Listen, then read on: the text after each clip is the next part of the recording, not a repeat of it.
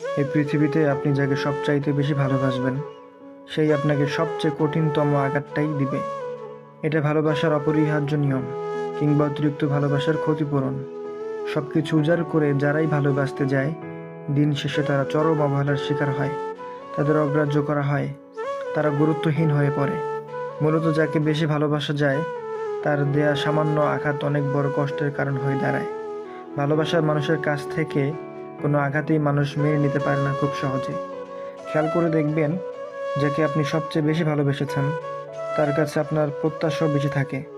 আবার সেই মানুষটারও আপনার প্রতি অধিকার বোধের ব্যাপারটাও খুব বেশি বিশাল থাকে, যে জায়গাটা আপনি নিজেই তৈরি করে দিয়েছেন।